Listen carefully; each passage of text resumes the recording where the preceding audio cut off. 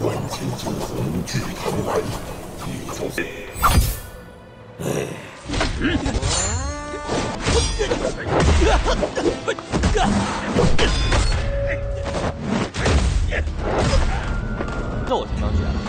Sedangkan di sisi lain, terlihat Zhang Xifan merasa kesal dengan Li Xuan'er sebab senjata kipas lipat pencabut nyawa miliknya telah dijual untuk menebus ramuan obat di klinik Mbok Darmi. Di samping itu, terlihat Yaman Jun memberitahu di hadapan Qing dan Zhong jika pemuda berambut putih yang usai dihadapinya berasal dari perguruan Tongwen, yang dimana perguruan tersebut juga memiliki misi sama, yakni mencari akan keberadaan pusaka pedang naga. Karena tak ingin gegabah dan terlibat masalah yang besar, Yaman Jun akan melaporkan kenyataan tersebut di hadapan nenek tua Meng Po. Meng Po yang mendengar cerita jika Yaman Jun kalah berhadapan dengan Li Xingyun, tentu dirinya merasa aneh, sebab Li Xingyun hanyalah anak ingusan kemarin pagi yang tak mungkin dapat mengalahkan kemampuan pendekar Yaman Jun yang terkenal dengan pukulan mematikannya. Di sini Meng Po sangat yakin jika ada seorang pendekar hebat selain Yang Yuzi yang selalu berada di belakang Li Xingyun.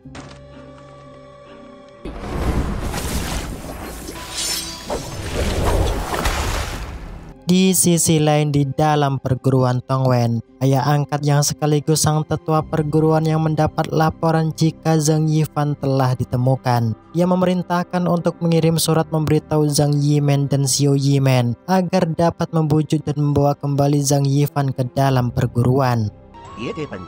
Begitu halnya dengan ratu perguruan Hua Yifang. Di sini ia kembali memerintah Jiriwei untuk dapat menemukan dan membawa seorang buronan yang saat ini sedang diincar oleh perguruan Xuanming. Mengerti jika orang buronan itu ialah Li Xingyun, Jiriwei yang tak ingin melihat sang tetua kecewa kedua kali padanya. Ia menjaminkan nyawanya atas misi tersebut. Meskipun energi tenaga dalam Li Xingyun belum pulih 100%, ia tetap melanjutkan perjalanan untuk menuju lembah perguruan prajurit Tibet berada. Nah, disinilah mereka dihadang salah satu prajurit Tibet yang sedang berpatroli. Sesuai perintah, prajurit ini memberitahu mereka jika pimpinannya hanya memperbolehkan Li Xingyun masuk seorang diri. Tak percaya akan perkataan orang tersebut serta tak ingin Li Xingyun dalam bahaya, Zhang Yifan seketika melesatkan serangan ke arahnya. Namun hal tersebut nihil ia lakukan sebab teknik kungfu Zhang Yifan maupun mereka bertiga sekalian bukanlah tandingannya. Singkat cerita, terlihat Li Xingyun pun sudah berada di dalam perguruan Tibet. Sambil memperhatikan lukisan yang terletak di dinding, fokus arah perhatian Li Xingyun tiba-tiba mengarah pada pusaka pedang yang tergeletak di sana. Nah, di waktu yang bersamaan inilah Li Xingyun juga dikejutkan akan kemunculan sosok pendekar topeng hitam. Di sini ia mengatakan jika dirinya lah yang mengajari teknik kungfu padanya. Karena sebuah kecerobohan yang dapat berakibat fatal, pendekar topeng hitam menotok Li Xingyun agar tak dapat menggunakan ilmu tenaga dalam kungfu Tianzu selama setahun. Ingat akan perintah dan amanah guru Yang Yuzi, Li Xingyun memberikan titipan gurunya pada si pendekar topeng hitam. Si pendekar topeng hitam yang tahu akan jati diri Li Xingyun, ia menggertak mengatakan, jika dirimu lupa akan jati dirimu, maka akan bernasib selayaknya abu. Li Xingyun yang tak paham, ia meminta pendekar topeng hitam untuk dapat menjelaskan lebih detail padanya. Karena saat ini bukanlah waktu yang tepat, pendekar topeng hitam mengambil pusaka naga 7 bintang sambil berkata, jika saat ini hingga masa yang akan datang pusaka ini resmi menjadi senjata milikmu. Sedangkan di sisi lain, terlihat Li Xuan'er mulai menunjukkan ketertarikan pada Zhang Yifan. Di sini Li Xuan'er bertanya akan asal serta tujuan Zhang Yifan datang di kota Zhangzhou. Karena tak bisa berbohong, Zhang Yifan mengatakan jika kedua orang tuanya sudahlah tiada di saat dirinya masih bocil. Mengerti akan kenyataan tersebut, terlihat Li Xuan'er terlihat sangat prihatin padanya, sebab secara tak langsung mereka memiliki garis nasib yang sama, ditinggalkan orang pas lagi sayang-sayangnya. Mengetahui jika saudaranya sudah kembali, tentu membuat Li Xuan'er sangat senang, tak lagi khawatir berlebih padanya. Di sini, Li Xingyun mengajak Zhang Yifan dan Li Xuan'er untuk kembali ke kota Zhangzhuo dengan misi membayar hutang sambil menikmati kopi hitam di kedai Mbok Darmi.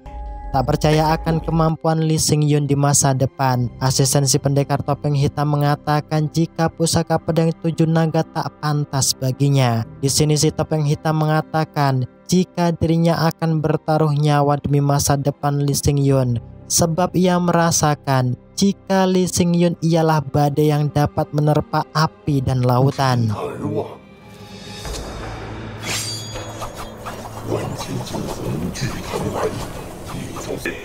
Singkat cerita, esok harinya terlihat si pendekar topeng hitam kembali menghampiri pendekar Yang untuk menanyakan akan maksudnya mengirimkan tanda token padanya.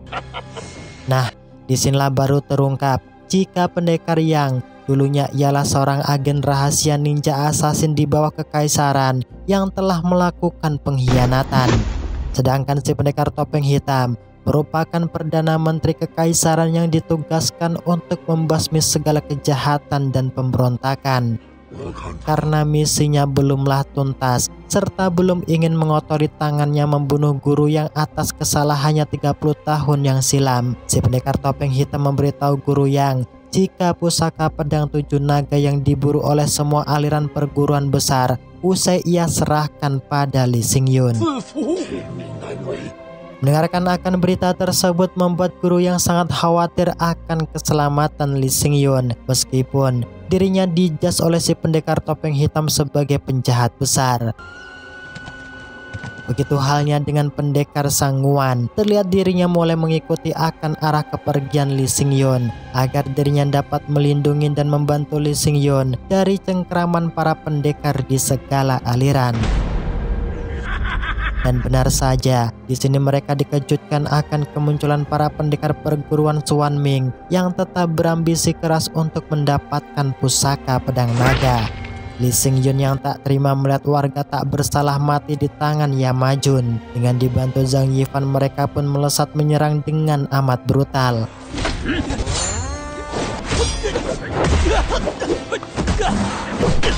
Tak ingin tinggal diam, terlihat Li Xuan'er juga mengeluarkan segala teknik kemampuannya untuk menyerang Qing dan Chung.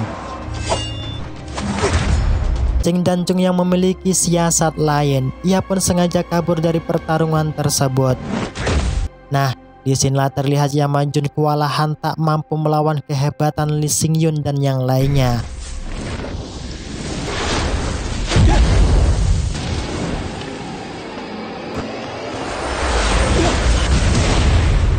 Mengerti jika rencananya berjalan dengan mulus, dalam keadaan yang sudah tak berdaya inilah Qing dan Chung sengaja kembali membawa pergi Yamajun yang sudah terluka parah. Hal yang sama juga dialami keempat pendekar Pendowo Limo. Terlihat mereka tak menemukan keberadaan Yamajun, sebab mereka secara tak sadar masuk ke dalam perangkap jebakan Qing dan Chung yang sengaja mengirimkan alamat palsu pada mereka.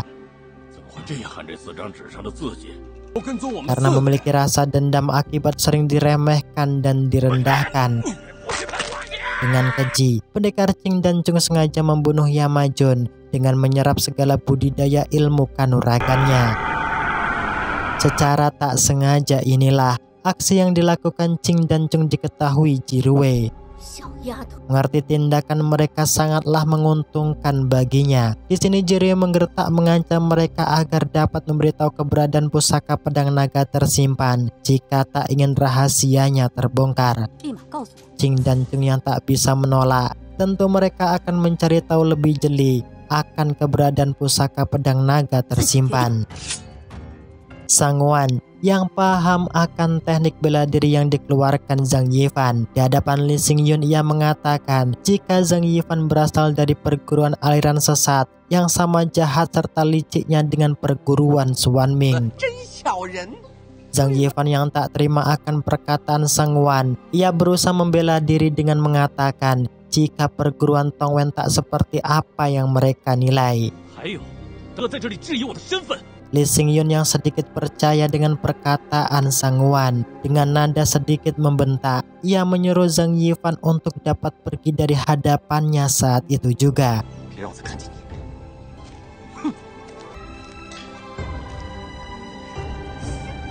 Nah, disinilah Li Xingyun kemudian mendesak Sang Wan untuk dapat mengatakan akan asal jati dirinya, sebab mereka juga belum pernah bertemu sebelumnya. Dengan sedikit lekong inilah Sang Wan menjawab jika dirinya sengaja diutus untuk melindungi dan menjaga kalian semua dari segala kejahatan perguruan di segala aliran. Namun perkataan Sang Wan tiba-tiba dibantah oleh Jirwe yang mengatakan jika si lelaki lekong ini memiliki maksud dan tujuan lain.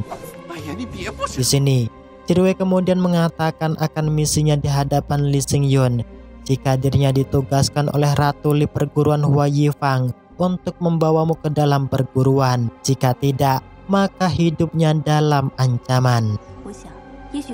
Li Xingyun yang tak ingin melihat pujaan hatinya dalam kesusahan, ia bersedia ikut dengannya.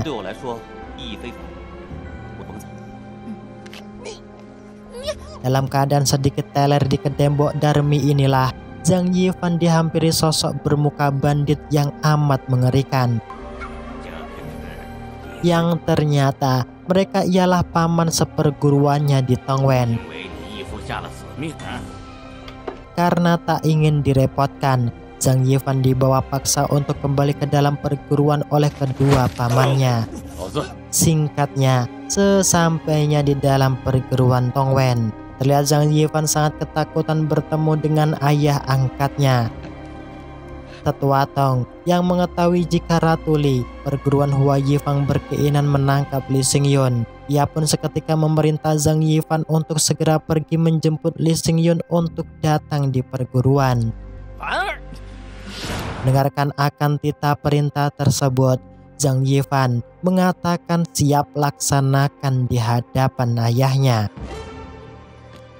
Karena tak ingin misinya gagal dan dihukum penggal oleh ayah angkatnya, Zhang Yifan memerintahkan beberapa pasukan inti untuk melacak titik keberadaan Li Xingyun saat ini. Sedangkan di dalam markas perguruan Xuan Ming, terlihat Qing dan Chung juga melapor di hadapan keempat pendekar Pendowo Limo jika Yang Manjun telah tewas dibantai Li Xingyun. Tak terima salah satu saudaranya tewas, dengan penuh amarah mereka pun bergegas pergi untuk mencari keberadaan Li Xingyun. Nah, disinilah dengan tak sengaja Li Xuan melihat gelagat yang mencurigakan yang disembunyikan oleh Jirwe. Karena pendekar Qing dan Chung merupakan musuh bebuyutan, Li Xuan melapor akan kenyataan tersebut di hadapan saudaranya. Jirwe yang tak ingin menyembunyikan rahasia pada mereka, ia mengatakan yang sesungguhnya di hadapan Li Xingyun jika saat ini keempat pendekar Pendowo Lima menggempur bergerak menuju tempat persembunyian guru Yang Yuzi. Lin Xuan yang tak ingin melihat gurunya dalam bahaya, ia pun mengajak Li Xingyun untuk segera pergi, sebab saat ini nyawa guru Yang Yuzi dalam bahaya. Li Xingyun yang tak ingin gegabah dan masuk ke dalam perangkap pendekar Pendowo Limo, ia mengatakan di hadapan Lin Xuan untuk dapat lebih tenang.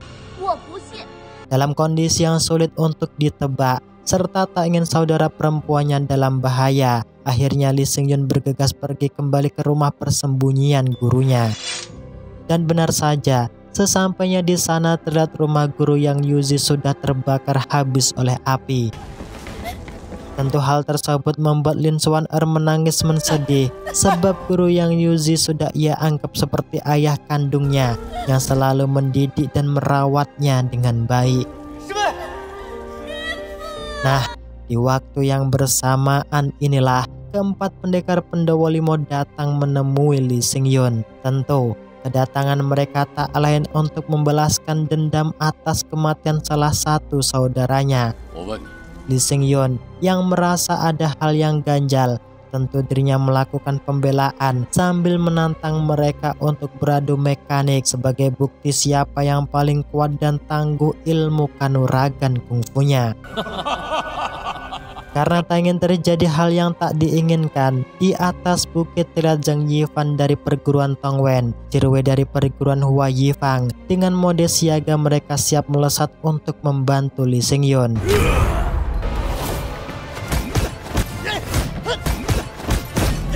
Mengerti kemampuan Lee Xingyun tak bisa diremehkan. Terlihat dengan keroyokan keempat pendekar Pendowo Limo menerjang, melesat menghajar Lee Xingyun dengan membabi buta.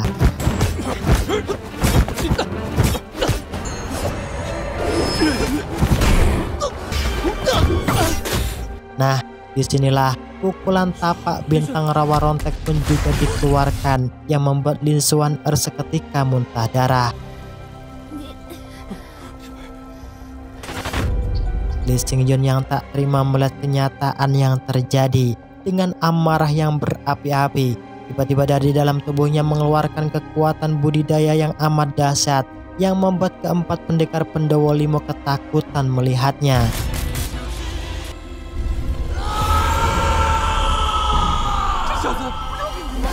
Karena budidaya ilmu kungfu Tianzu yang dipelajari Lee Xingyun belumlah sempurna, tentu dirinya harus kalah telak tak kuat menahan pukulan tapak bintang rawa rontek yang dikuasai oleh keempat pendekar Pendowo Limo.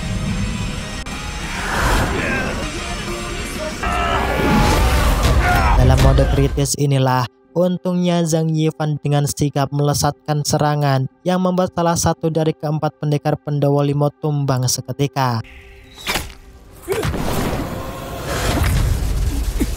Hal yang serupa juga dilakukan Jirwei, di mana ia mengancam tak akan segan menyerang jika mereka tak melepaskan Lee Xingyun.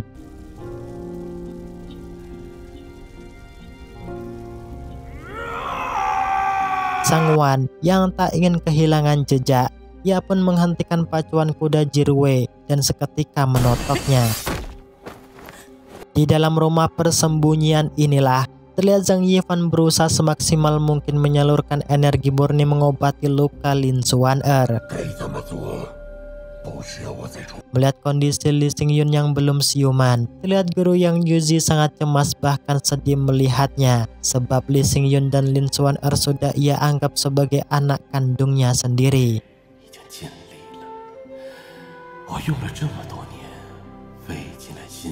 Pendekar topeng hitam yang mengerti jika kemampuan ilmu budidaya pengobatan guru yang Yuzi sangatlah tinggi. Ia meminta pada guru yang Yuzi agar dapat menyalurkan segala energi murni demi kesembuhan Lee Xingyun. Dan benar saja, di dalam ruang rahasia terlihat guru yang Yuzi menaruhkan nyawanya demi mengobati Lee Xingyun, demi menembus atas kesalahan yang pernah ia perbuat 30 tahun yang silam. Di saat tersadar inilah, Lee Xingyun sangat terkejut melihat gurunya yang sudah tak lagi bernafas. Si pendekar topeng hitam yang tak ingin melihat Lee Xingyun sedih terlalu mendalam. Pada akhirnya ia membongkar memberitahu Lee Xingyun akan identitas aslinya, di mana Lee Xingyun merupakan anak kandung Kaisar Li, kerajaan dinasti Tang yang berhasil selamat dari kekacauan yang terjadi 30 tahun yang silam.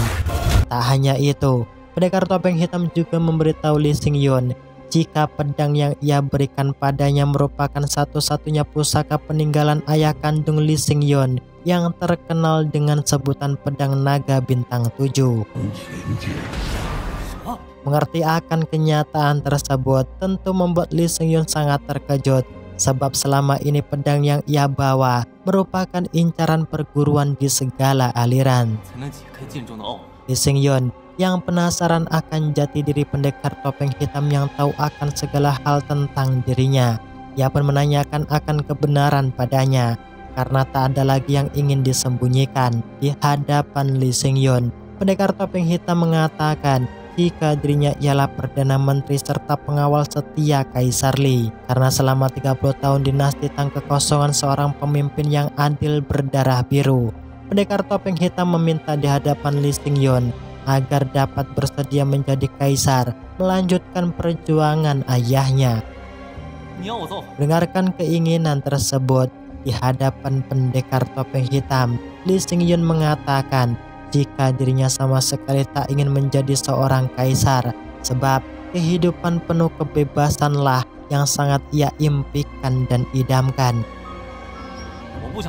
Di sini, Lee Xingyun juga mengatakan jika dirinya akan balas dendam atas kematian kedua orang tua dan semua saudara kandungnya. Si pendekar topeng hitam yang tak kehabisan akal, dirinya terus membujuk Lee Xingyun agar bersedia menjadi kaisar dinasti Tang untuk dapat mengubah dan memerdekakan rakyat yang masih sengsara. Lee Xingyun yang mempunyai pedoman dan pendirian, ia kembali membantah perkataan pendekar topeng hitam dengan mengatakan jika dunia selamanya milik dunia, bukan milik seseorang. Sedangkan di dalam penjara rahasia bawah tanah, Sang Kun menghampiri Jirwe yang sudah siap untuk ia gunakan sebagai santapan makan malam. Karena penasaran akan jeritan dan desahan serta ekspresi yang akan dikeluarkan Jirwe, Sang Kun seketika pergi menghampiri pendekar topeng hitam sambil mengatakan jika hidangan sudah siap untuk dinikmati. Karena sudah 200 tahun lamanya tak pernah merasakan bahkan lupa akan rasa krenyes-krenyes, si pendekar topeng hitam meminta Sang Kun untuk menemani istirahat Lee Xingyun di dalam kamar. Sedangkan dirinya akan menyicipi hidangan yang sudah siap saji. Di saat lagi pemanasan dan hendak menikmati kenikmatan yang tiada batasan, dengan tak sengaja Sang Kun keceplosan mengatakan jika Jirwe saat ini berada di ruang hidangan malam. Tak ingin keorisinilan kekasihnya diambil pendekar topeng hitam, dengan tergesa-gesa Lee Xingyun datang menghentikannya. Pendekar topeng hitam yang tak senang pesta kebahagiaannya terganggu. Dirinya seketika melesatkan serangan yang membuat Lee Xingyun terkapar tak mampu untuk melawan.